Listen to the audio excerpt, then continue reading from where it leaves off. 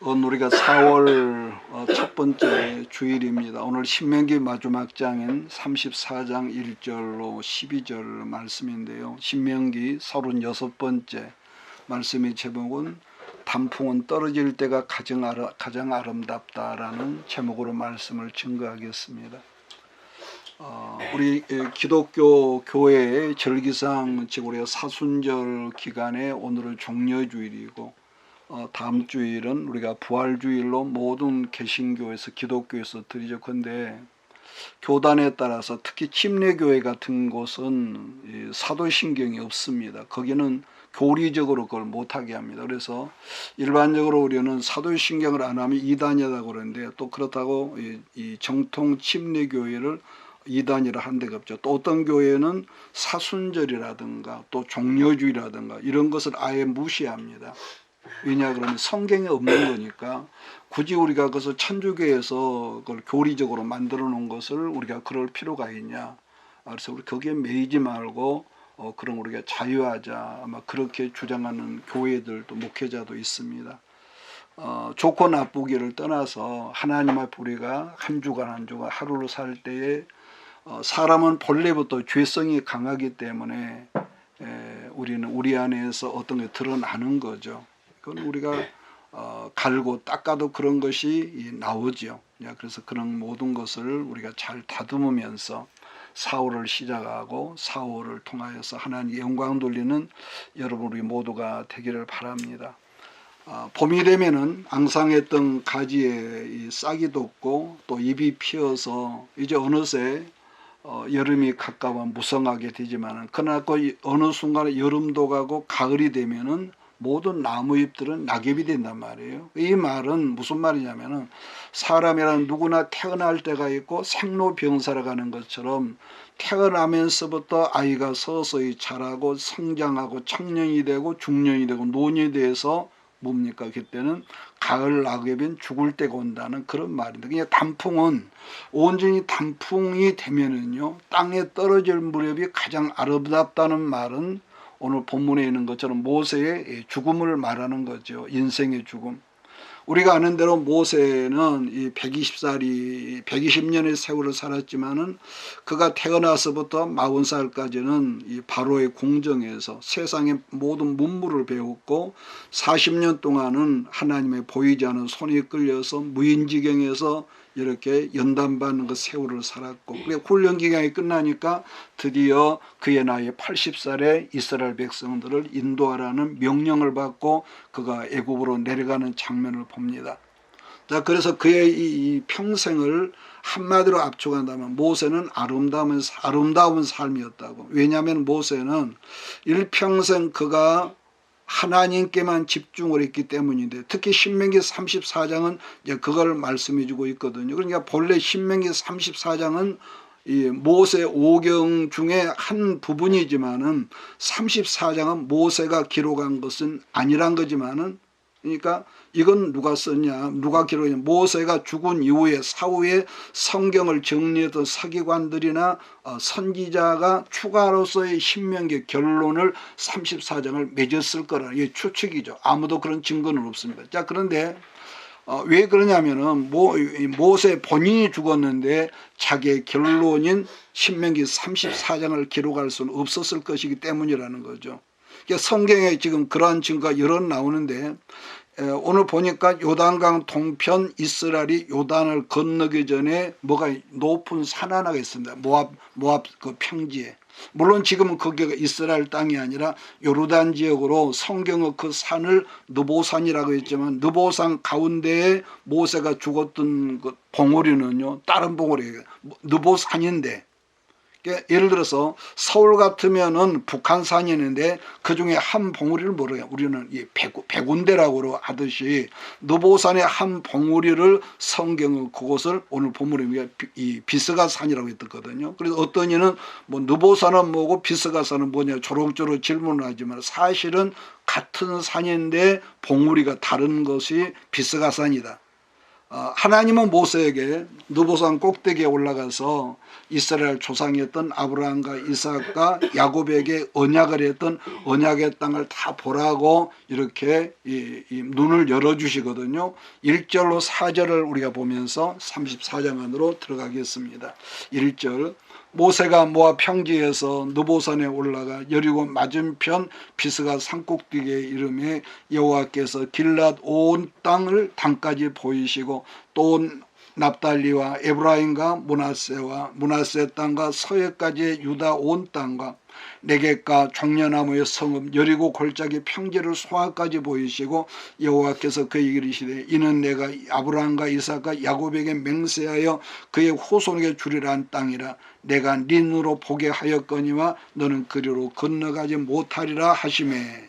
이게 지금 제가 말했던 그 단서라는 거, 모세가 기록하지 않았다는 거. 그러니까 사사기 성경을 우리가 전에 이 말씀 공부할 때 우리가 봤지만 본래 단지파에게 주어진 땅을 여러분 기억합니까? 이스라엘 최남단 유다지파의 맨 남쪽 블레셋 지경에 있는 거긴 그 땅을 남쪽 지역을 주었는데, 그런데 단지파가 그 땅이 자기들 마음에 들지 않는다면서 가나안 정복이 끝나고 난 다음에 이스라엘 땅 맨 위쪽 지역이 어디겠습니까?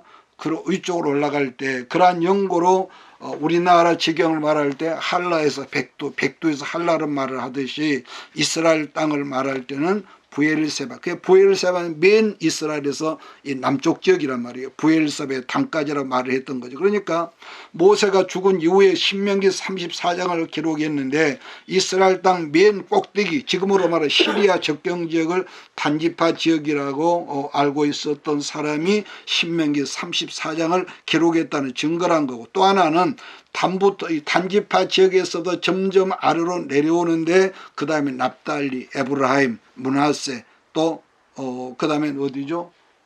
서해 바다까지를 기록하고 있다는 점인데, 그러니까 그 다음 말씀을 보면은 네게부와 여리고와 소알 지역 땅이니까 지금의 사해 바다가 있는 이 지역까지를 언급을 한 거죠. 또 하나는 4절 부분을 여러분 보면은요, 이런 말이 있습니다. 내가 네 눈으로 보게 하였거니와 너는 그리로 건너가지 못하리라고 말씀했다는 점이죠.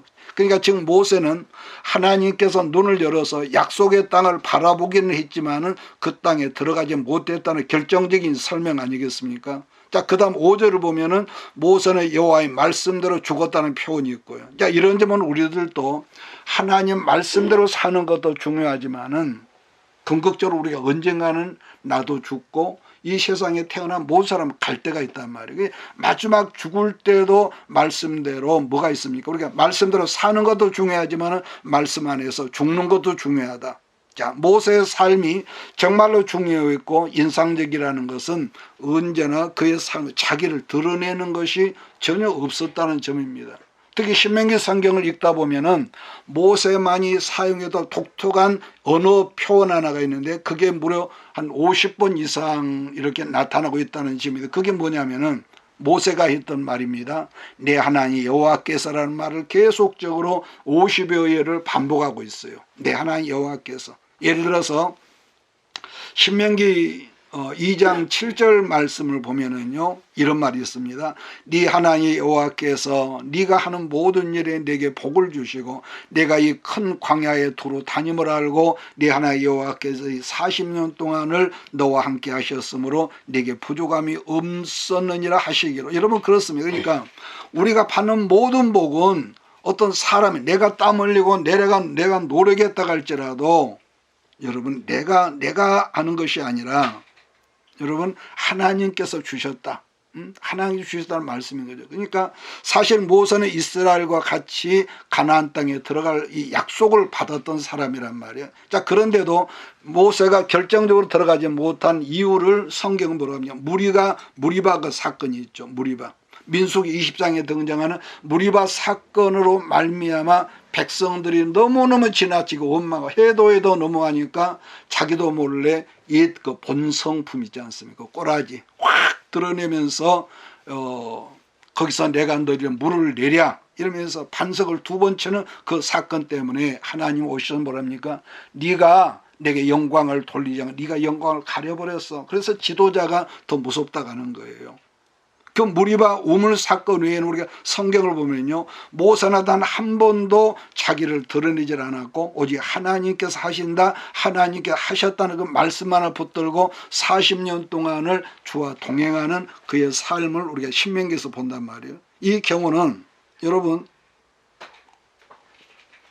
이 세상의 모든 사역자나 또 우리들에게도 정말로 중요한 개념이라고 할 수가 있는데, 신명기를 제가 그랬잖아요. 체험적 신앙이라고 했던 말을 여러분 기억할 거예요. 체험적 신앙. 신명기적이라는 말을 다르게 말한다면은 언어인 어법인데, 뭐라 그럴까, 항상 내가 아니라 내가 있어, 내가가 아니라 우리 하나님 여호와께서 합니다, 여호와께서 했습니다라는 이 어법을 이 모세가 계속 사용하고 있다는 거죠. 자, 그런 점에서 이런 좀 다른 말 같이 어떤 사람의 신앙의 척도를 우리가 본다면은 그분이 믿음이 있고 없고를 뭘로 우리가 분별하냐 한다면은 우선 첫째는 뭐겠습니까? 그 사람 만나서 대화를 해보면은 상대가 그 하는 말이라든가 상대가 행동하는 거 보면은 우리가 어떤 느낌을 꼭 받거든요. 여러분 그러잖아요. 사람에게는 사람을 만나면요, 어떤 느낌을 반드시 받아요. 무슨 말이냐면은 그 사람이 지금 하는 말이나 행동을 보면은 똑같은 한 번 하나님 우리가 같이 믿지만은 예수를 말하는 목회자일지라도 이 사람에게 있는 힘, 능력의 원천은 하나님께 있는 것이 아니라 자기에게 있다는 것을 느끼게 하는 그런 분들을 우리가 가끔 만나거든요. 또 다른 경우라면은 성경에 다윗의 경우도 하나님께서 콜하시고 그의 일생을 픽업하셨던 사람이죠. 문제는 그런 사람도 허물과 실수가 있었던 사람의 성경 말씀한데, 여러 예 중에서 다윗의 집권 후반 중에 이스라엘의 그 뭡니까, 인구조사를 했을 때에 하나님이 굉장히 기분 나빠하시고 섭섭해 하셨죠. 그 사건으로 말미암아 다윗이 엄청나게 매를 맞았는데, 사무엘하 24장 말씀 보면은 그때 상황을 소개하고 있는데 하나님께서 징벌을 내리시죠. 징벌을 말씀하면서 세 가지를 말씀하면서 어떤 걸 택할래, 이렇게 하나님께 했을 때에 다윗이 전염병을 택했을 때에 그때 얼마가 죽었다고 그래요. 성경을 보면 무려 그 당시에 7만 명이나 되는 어마어마한 이 사람들이 그 재앙으로 죽었다고 그랬습니다. 자, 사무엘상 24장 14절을 제가 읽겠습니다. 우리가 여호와의 손에 빠지고 내가 사람의 손에 빠지지 않기를 원하나이다 하는지라. 무슨 말이냐면은 이스라엘과 자기가 징벌을 받는 것조차 사람들이 아니라 나는 하나님께 매를 맞아도 맡겼습니다, 이랬다는 거. 그러니까 어떤 사람일지라도 하나님께 잘 쓰임을 받는다는 것은 이렇게 말하는 나가 아니라 누구 때문이 아니라 하나님께서 행하신다는 어법이 그렇게 중요하다는 것을 우리가 신명기에서 배웠단 말이에요. 하나님께서 다윗을 보면서 내가 이 사람이 내 마음에 합한 자라고 했던 것을 성경에서 찾아본다면은 인생의 모든 것은 오직 하나님께로부터 나온다는 다윗의 어법이 또 거기서 있다는 거. 자, 지금 재앙을 받는 자리에서도 내가 빠져도 사람에게 빠지지 않고 하나님께 매를 맞는 게 좋다. 그러한 이 다윗의 이 독특한 어법. 자, 그 다음에 아브라함의 경우도 창세기 14장 말씀을 보면은요, 조카 롯 때문에 뜻밖의 초대 이 중동 전쟁에 개입이 돼가지고 승리가 돌아올 때 소돔왕이 아브라함을 영접을 하지 않습니까? 그래서 소돔왕이 한다는 말이 사람은 다 나한테 보이고 탈취한 물건은 다 네가 가져라. 그랬을 때 아브라함이 이런 말을 하지요. 내가 당신으로 말미암아 치부했다는 말을 나는 듣고 싶지 않습니다. 그러면서 14장 22절 3절 보니까 아브라함이 소돔왕에게 이르되 천지의 주제이시오 지극히 높으신 하나님 여호와께 내가 손을 들어 맹세하노니 네 말이 내가 아브라함으로 치부하게 하였다 할까 하여 네게 속한 것은 실 한 오락이나 이 들매끈 한 가닥도 내가 가지지 아니하리라 했다고 그랬습니다. 그러니까 아브라함의 말은 나의 모든 것들을 하나님께 주신 것으로만 내가 채우겠다는 신앙 고백 아니겠습니까? 아브라함도 그런 점에서 모세도 다윗도 그렇기에 그런 모습이 우리 모습의 어떤 모델이 돼야 한다. 우리가 그걸 성경에서 그걸 이제 배우게 되는 거죠. 그냥 물론 모세도 아까 제가 언급했죠. 천추의 한을 남길 만한 실수를 무리바 물가에서 함으로 약속하신 땅에는 들어가지 못했었지만, 자 그럴지라도 우리들의 모세의 어법을 신명기에서 배워야 한다는 말씀인데, 또 한 가지 특징은 모세는 하나님께서 맡기신 사명을 다하고 난 다음에 7절 말씀 보면은 7절을 보십시오. 모세가 죽을 때 나이 120세였으나 그의 눈이 뭐라고 합니까? 흐리지 아니하고 기력이 쇠하지 아니하였다라고 했습니다. 여러분은 언제 어느 때나 하나님의 부름받은 사명자 일꾼들은요, 골골골하는 골병으로 살다가 죽는 것이 아니라, 이건 여러분 잊지 마십시오. 그래서 우리가 하나님께 주신 모든 걸 먹고 마실지라도 우리가 안 먹을 수는 없지만은 우리 몸에 해롭다고 하는 것은 많이 먹지 마라. 적당히 알아서 먹어라. 왜? 하나님, 어떤 사람은 믿음으로 아니요, 그건 아닙니다. 내가 하나님의 몸이기 때문에 내 몸을 건강하게 할 수 있는 것은 많이 먹고, 그렇지 않은 거, 제가 늘 말하죠. 기름기 있는 음식을 우리가 안 먹을 수 있는, 너무 그런 거 좋아하지 마라. 그게 다 염증이 되니까. 그러니까 보세요.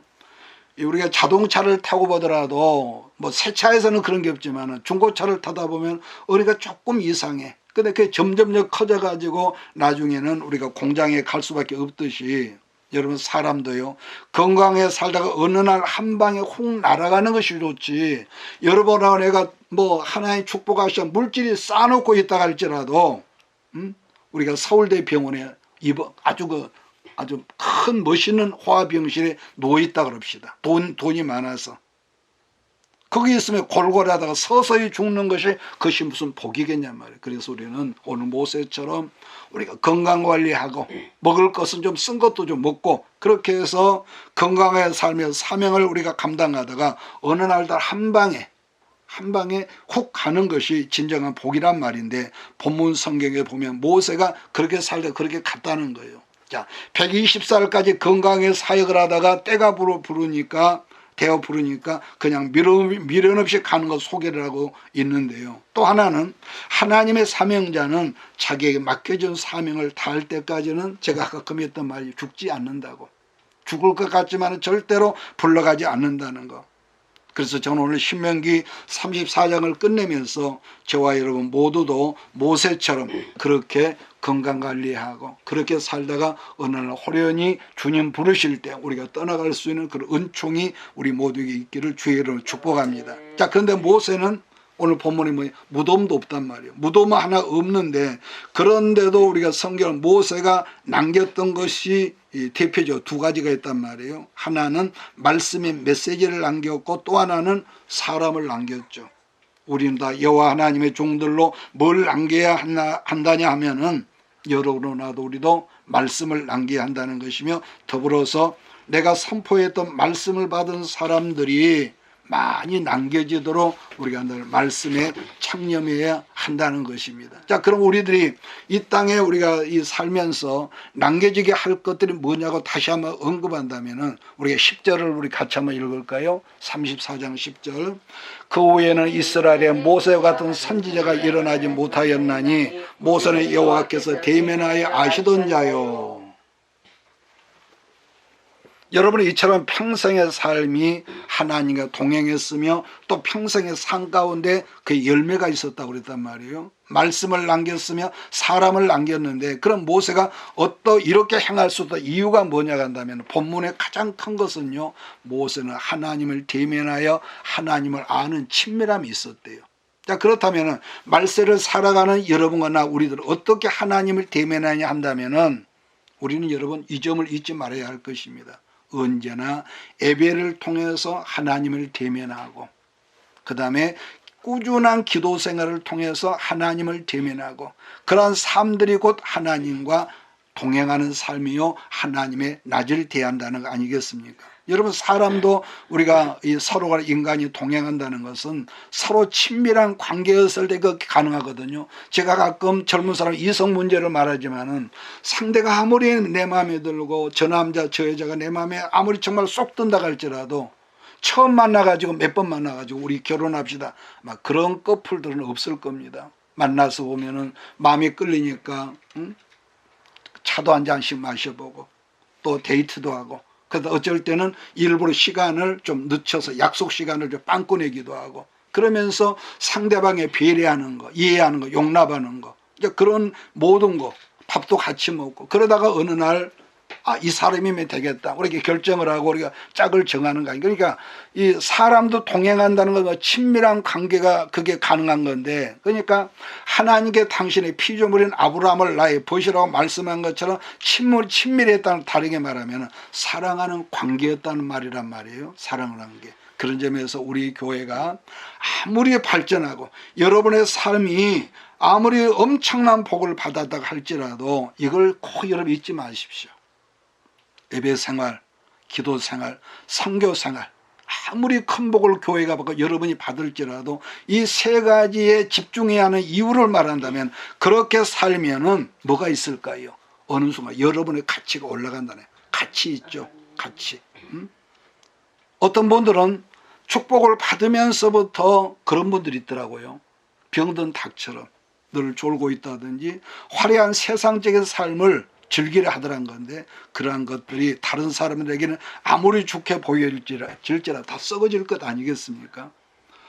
제가 저번 날 동아일보 신문을 보니까 우리나라 보편적으로 모든 고등학생들에게 설문을 했던지 거의가 서울대학에 들어가는 꿈이 있었다는데, 그러나요, 오늘날 여러분 우리가 뉴스와 신문을 보고 봅니다만은 서울대학을 졸업했던 정치인들을 제가 잠깐 한번 생각을 해봤습니다. 물론 혹 좋은 일을 하는 서울대 출신들도 많지만은, 대표적으로 우리나라 그 어른들이 있다는 국회에서, 입법기관 국회에서 서울대 나왔다는 국회의원을 볼 때에 정말로 한심한 머저리가 서울대 나온 사람들이더라. 사람들이 볼 때는 서울대학의 가치가 있게 보일지라도, 여러분 그러잖아요. 이게 우리가 그리스도 안에서 우리가 볼 때는 나라를 사랑하거나 백성을 사랑하거나 경체내인이 전혀 없어. 오직 당리당략과 자기의 출세요. 여러분 그런 거 외에는 없거든요. 그러니까 사람들이 볼 때는 서울대학의 가치가 있어 보일지라도 우리가 볼 때는 아무런 가치가 없더라, 그런 사람들이.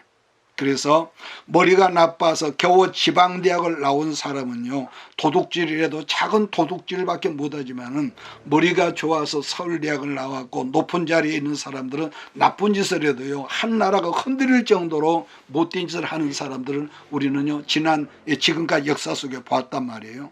물론 서울대 출신 중에 훌륭한 인물들도 분명히 많이 있지만은 한심한 꼬라지 집단들도 서울대 출신이라는 걸 우리가 부인할 수가 없습니다. 그래서 내려진 결론이 뭐냐 하면은, 높은 학벌과 높은 지식과 인격은 상관이 있는 게 아니더라. 그러므로 우리들이 잊지 말아야 할 것은요, 그 한 사람의 가치라고 하는 것은 하나님과 건강한 관계 속에서 성장한 사람일 때 건강한 가치가 주어진다. 그래서 이러한 점을 우리가 놓친다면은 고작 우리 아이들 좋은 학교 보내고 좋은 학원 보내는 것이 그 부모의 유일한 그 소망이 되면 그건 참 그 문제가 많은 거죠. 아닙니다. 그런 것이 필요 없다. 좋은 학교 필요 없다는 말이 아니겠지만은 진정한 참 가치가 아니라는 거. 여러분 사람이란요, 나이가 많든지 작든지 어떤 사람을 만나는 것에 지대한 영향을 받는다고 우리가 말을 듣잖아요. 그러니까 악하고 거짓되고 사나운 사람이나 그러한 문화를 접하면은, 우리 아이들을 보더라도, 제가 저번에 신문하고 인터넷 뉴스를 보니까 중학생의 고모네 집에 놀러를 왔대요, 오랜만에. 근데 고모가, 이 아이가 그 컴퓨터 게임을 하도 하니까 소리를 벌컥 질렀대, 고모가.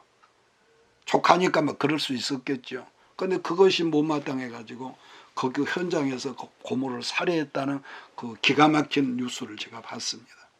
그냥 누가 그걸 시켰겠어요.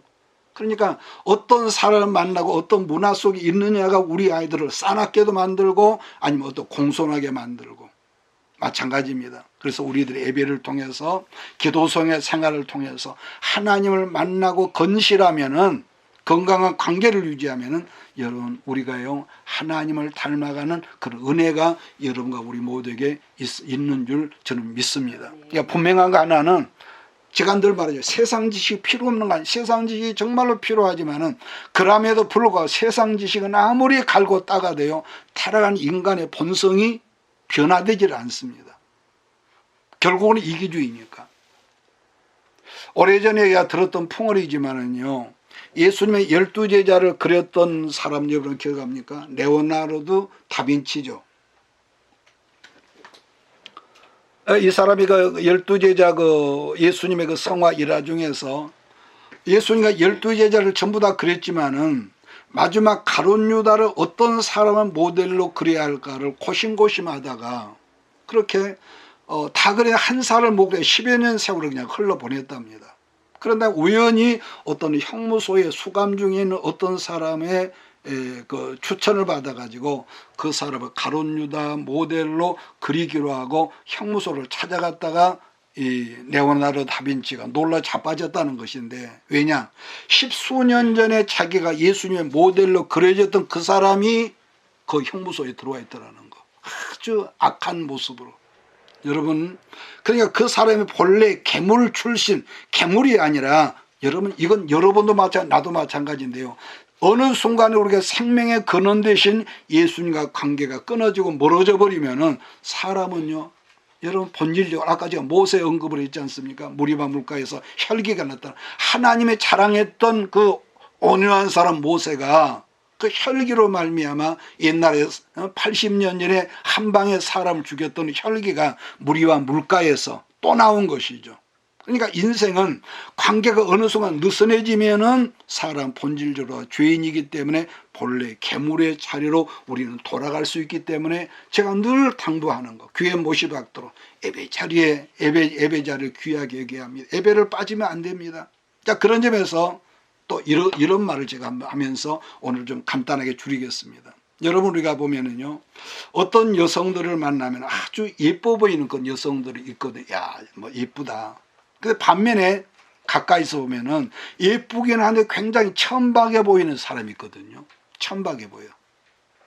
제가 전에 아는 어떤 분은요 성형외과를 몇 번 다녔다 했는데 돈도 하면 경비도 수천만 원 들었답니다. 그런데 오늘 우리가 성경을 보면서 제가 잘 아는 성형외과 하나를 소개한다면은 여러분요 은혜 생활을 여러분 멀리하지 마십시오. 어떤 경우 여러분이 아무리 물질이 많고 아무리 출세를 해도 장차 하나님과 관계 멀어지는 거 은혜 생활을 먼 것이야 은혜 생활을 해보세요. 언제나 성령 충만한 자리를 사모하고 은사 받기를 사모하고 하나님을 친근히 하고 그러면은요 나도 몰래 내 가슴 깊은 곳에서 솟아나오는 뭐가 있느냐 어떤 에너지를 통해서 아름다움이 나타나는데 그 경우는 아무게 예쁘다가 아니라 참 저분 참 아름답다. 우리는 이런 말을 감탄사를 한단 말이에요. 그러니까 어느 누구라도 아름다고 싶다면 이 처방법 하나는 정확하다고 저는 봅니다. 두 번째 우리가 저도 말에 실수를 합니다만은 말수를 줄이십시오. 그리고 조금 억울하고 기분 나쁜 일이 있으면은 그걸 사람 앞에 풀지 말고 하나님 앞에 울어버리는 거룩한 습관. 제가 오늘 다른 교회 오후에 성찬 예배를 준비하면서 말씀 제목이 거룩한 습관이거든요. 그러니까 우리는 기분 나쁜 일을 사람에게 퍼붓는 습관이 있지만 아니요. 하나님 앞에 울면서 울어버리는 거룩한 습관을 가지라는 거. 또 기쁜 일이 있으면은 행여 다른 사람에게 생색내지 말고 겸손하게 섬김에 일하면은 그러면 남자나 여자나 아까 뭐라 해서 거기에서 그것 때문에 가치가 올라간다는 점이 알고 보면 그런 것이 다 보면은요 결국은 하나님을 만나는 시간이었다라는 거. 이런 경우는 다른 사람들 이야기가 아니라 여러분도 나도 하나님을 가까이 하면 가까이 할수록 그분을 만나면 만날수록 많이 만날수록 인간의 가치가 올라간다는 것을 나는 여러분도 그런 역사가 있기를 주의로 축복합니다. 왜냐? 지난 시간에 제가 그런 말이 있거든요. 책상머리에서 책 몇 권 읽은 것으로 자기가 인격자처럼 아주 달변 유식한 사람처럼 그렇게 말하는 사람이 제가 봤지만은요. 여러분 다시 말하면 절대로요 책상머리에서는 인간의 가치가 책상머리에서는 인격이나 책상머리에서는 영성이 생겨나지 않는다는 것을 여러분 깨닫게 되기를 주의로 축복합니다. 여러분 다른 사람 책을요 우리는 읽어야 합니다. 다른 사람만의 지식을 읽어야 합니다. 그럼에도 불구하고요 여러분 책에서 책상머리 영성이 안 생겨요. 어림도 없습니다. 세상에서 소문이 났을지라도 그 사람이 아니 그 목사님이 하나님을 만나는 시간이 없다면은 아무리 잘난 척 떠벌릴지라도 결국은 천박한 목사요, 결국은 천박한 장로요, 천박한 권사요, 천박한 집사가 되어지기 때문에 이런 게 누구라도 마찬가지. 그래서 우리는 하나님을 가까이 만나면 만날수록 그래서 우리가 늘 어떤 예배가 있을지라도 마음을 열라는 것 그거 아니겠습니까? 그래서 사람이란 누구나 가치가 떨어지면은요 예수님 말씀이 결국은 맛을 여러분의 소금이 되고 가치가 더 떨어져 버리면 길에 버려서 걸음에도 못 쓰니까 사람들이 발로 밟게 된다고요. 이건 모르겠어요. 저주거든요. 짠맛을 해보거나 어떻게 하느냐. 하나님을 만나는 것을 사모하고 그래서 여러분 운전할 때도 저는 가끔 그래요. 왜냐하면 나는 목소리가 안 좋기 때문에 가끔 이 목이 쇠요. 막 소리를 지르거든요. 그러면서 자꾸 의식적으로 하나님을 생각하고 하나님을 향해서 나가고 자 이제 우리가 4월이 되었습니다. 우리 모든 식구들이 날마다 찬양처럼 주께로 가까이 주께로 가오니 여러분 노래하면서 예수님을 대면하게 할 때 결국은 세상을 이기고 또 누구를 이깁니까? 나를 이기고 세 번째 원수마귀를 이겨낼 수 있을 것입니다. 저는 특별히 스포츠를 좋아하지는 않지만 그중에 조금 눈여겨보는 것 중에서 축구를 좀 볼 때가 있는데요. 축구 선수의 매력이나 능력은 뭐냐 그런다면 최후 10분 전까지 뛰는 마지막까지 뛰는 거 아니겠습니까? 여러분도 봤겠지만은 뛰는 사람에게는요 태클 거는 사람도 있겠지만은 운동장에 가만히 서 있으면은요 상대 팀도 그 사람에게 태클을 걸지 않습니다. 그러나 평소에 훈련이 잘된 공격수 선수라면은 마지막 10분 전까지도 뛰어다니면 상대편 공격수다 수비수도 잘 덤비죠. 왜? 너무 지쳐 있으니 다들. 그럼에도 불구하고 훈련이 잘 된 선수는 마지막까지 뛰어다닌다 하지 않습니까? 왜냐? 계속 움직이는 선수에게는 어느 틈에 공간이 생긴답니다. 축구 선수에게 들었던 말입니다. 그러면 공간이 생긴다는 뭘 말하냐? 기회가 생긴다는 게 있습니다. 골을 시킬 수 있는. 여러분 하나님의 사람의 성도들도 마찬가지입니다. 우리가 어려웠을 때는 예배를 생명같이 근데 점점 시대적으로 그런 것 같아요. 시대적으로 우리가 잘 살면 잘 살수록 하나님이 귀히 여겨야 하는데 잘 살수록 여러분 육적이 돼버리고요.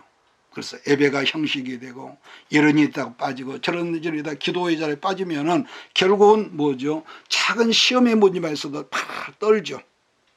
여러분 그래서 하나님 앞에서 나는 여러분이 계속 움직임이 있고 있을 때에 마귀도 어쩌지 못한 공간이 생기고 하나님께 열어주신 어떤 하나님만이 알 수 있는 어떤 큰 축복의 기회가 여러분에게 주어질 줄 나는 믿습니다. 오늘 시간 끝내겠습니다. 하나님의 사람 모세 주변에도요 가짜들이 득실거렸습니다. 가짜들이 여러분이 잘나면 잘날수록 주변에 사기꾼 같은 사람들 정말 진짜 같은 사기꾼 같은 사람들이 여러분 있을 겁니다. 그러나 가짜들이 때를 이루어 달려든다 할지라도 모세는 하나님 앞에 엎드리더라 했던 그런 아름다운 자세가 여러분과 우리 모두에게도 이렇게 나타나기를 저는 바랍니다. 그래서 과일나무는 아까 뭐라 했죠? 건실한 열매 하나를 맺게 사과나무를 보면요 사과 열매 하나를 맺혀지게 해서 수많은 잎들이 필요하답니다. 그런데 결국은 하나의 열매를 맺게 한 다음에 모든 나무 잎들은 단풍이 되어다 떨어진다 했거든요. 그래서 나무 잎들은 단풍이 되어 땅에 떨어질 때가 가장 아름답다고 했던 것인데 예수 안에서 우리가 삶을 누리되 우리가 부족한 누리되 내 것만을 채우려는 그런 꿈 욕심이 아닌 샘물 같은 삶. 그래서 예수를 만나던 모든 사람들이 살아난 것처럼 여러분의 삶이 정말로 예수 안 물된 동산처럼 풍성해져서 여러분을 만나서 늘적 하나 있어야 도와주고 그러지 않겠어요? 내가 건강해 도와주지. 그러므로 항상 그런 나만을 채우는 그런 꿈이 아니라 나를 통해서 많은 사람이 유익을 줄 수 있는 그런 놀라운 물된 동산 같은 꿈을 이 사흘부터 하나하나 이루어져가는 그런 역사가 여러분 삶 속에, 기도 속에 응답으로 있어지기를 예수의 이름으로 축복합니다. 기도하겠습니다. 이것이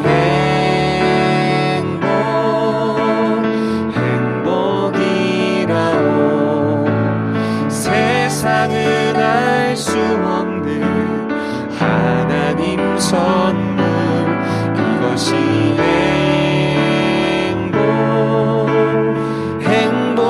행복이라오.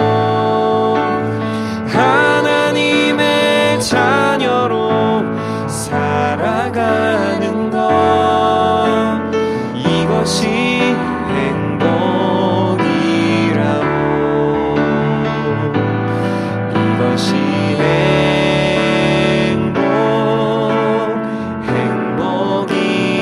행복이라오. 세상은 알 수 없는 하나님 선물. 이것이 행복이라오. 하나님의 자녀로 살아가는 것,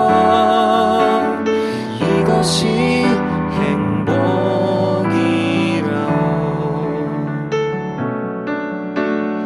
이것이